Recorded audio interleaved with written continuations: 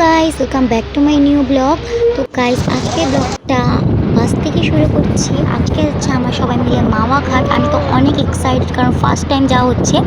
আর এখানে কিন্তু দেখছো এতটা বাতাস, মানে একদম উড়ে যাচ্ছে। এর মধ্যে কিন্তু আমরা পৌঁছে গেলাম। এখন কিন্তু আমরা ঘাটে যাবো। আমরা এখন অটো দিয়ে কিন্তু ঘাটে যাব। আর আশেপাশে কিন্তু খুব সুন্দর সুন্দর রেস্টুরেন্ট ছিল। আর এর মধ্যে কিন্তু আমরা মানে আশেপাশে সুন্দর মানে বাতাস খেতে খেতে একদম ঘাটের এখানে যাচ্ছি। আমরা যেখানে যাব ওখানে একদম কিন্তু পদ্মা নদীর পাশে রেস্টুরেন্টটা। তো পুরো ভিডিওটা দেখবে, তোমাদের কিন্তু খুবই ভালো লাগবে। এর মধ্যে কিন্তু আমরা পৌঁছে গেলাম এখানে।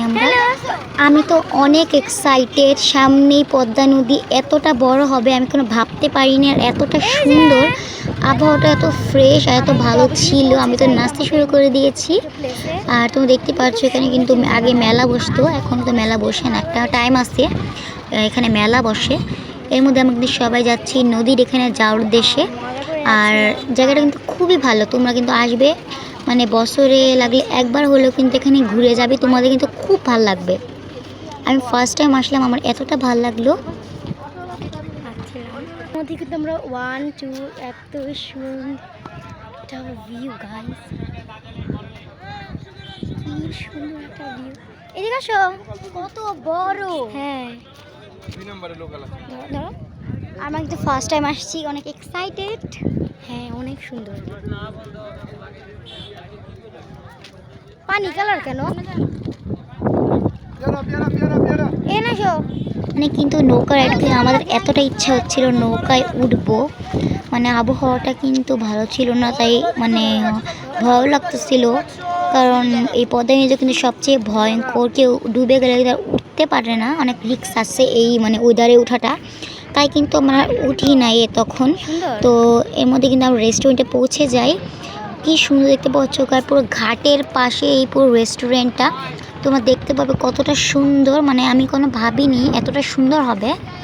একদম পুরো জায়গাটা ঘেরাও করা, খুব সুন্দর। আর এখানে কিন্তু বিভিন্ন বসার জায়গা আছে, যেগুলো পালকি, তারপরে না আবার বিচে যেরকম তোমার শুয়ার জন্য যেরকম টেবিলগুলো দেখো, এগুলো কিন্তু এখানে ছিল। আর এগুলোর ভিতরে কিন্তু খাওয়ার অর্ডার করা লাগে। আর আমার বোন এতটা এনজয় করছিল, আর এখানে এসে তো খুবই খুশি, আর আমাদের খুবই ভালো লাগছিলো। আর সামনে কিন্তু পানি আর পানি, পানি ছাড়া কিন্তু আর কিচ্ছু দেখা যায় না। আর এতটা সুন্দর গাইস, বারবার খালি এই কথাটাই মুখ দিয়ে আসছে, এতটা সুন্দর। আর এই জায়গাটা কিন্তু আমরা বুক করে রেখেছি, ভিতরে যে যেতে পারছো পুরো এই সুন্দর একটা পরিবেশ, মানে মানে বলতে গেলে ভিউ দেখতে দেখতে খাবার উপভোগ করতে পারবো এখান থেকে আমরা। আর সামনে কিন্তু পদ্মা সেতু দেখা যাচ্ছে, স্বপ্নের পদ্মা সেতু, ওই যে আমি দেখাচ্ছি পদ্মা সেতু দেখা যাচ্ছে। আর এখান থেকে ওখানে, এখান থেকে এখানে আমরা ঘুরতে আসি পুরো জায়গাটা কিন্তু এখানে আমরা ঘুরেই বেড়াচ্ছি। আর এত বাতাস ছিল ওখানে। হাই বলো সবাইকে, হাই দাও, আমাদের বেবিকে দেখাও, বেবি।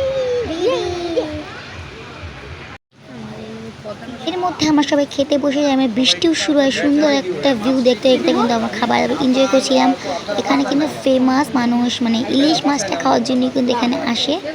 আমরা ইলিশ মাছটা নিয়েছিলাম, আর সাথে নিয়েছিলাম করে লেজের ভর্তা আর ডাল, যা কিছু লাগে সব এখানে কিন্তু আমরা নিয়েছি। আর খাবারটা কিন্তু অনেক মজা ছিল, আর স্পেশালি ইলিশ মাছটা কিন্তু অনেক ভালো ছিল। আর এর মধ্যে কিন্তু বৃষ্টি কিন্তু বেড়ে গেছিল। হ্যালো,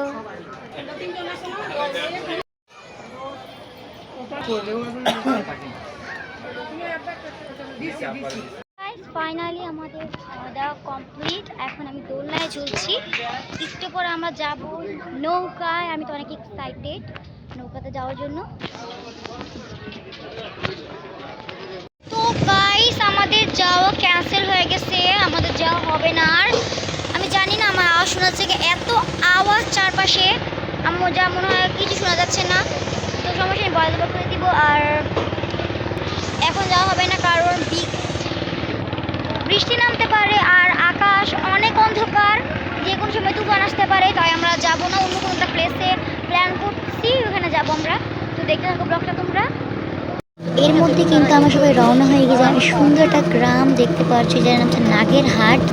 এখানের পুরো মানে চারপাশটা এত সুন্দর গাইস, আর এখানে কিন্তু ফেমাস হয়েছে এর জন্য মিষ্টি, এখানে কিন্তু মিষ্টি পাওয়া যায়। এখান থেকে আমরা মিষ্টিও কিন্তু কিনেছি। আর বাতাস আর পুরো চারপাশে সবুজে ঘেরা এই সুন্দর গ্রামটা। এর মধ্যে কিন্তু বৃষ্টিও কমে গেছে। আর আজকের ব্লগটা এতটুকুই। তোমাদের ব্লগ যদি ভালো লেগে থাকে please like share subscribe. Bye bye.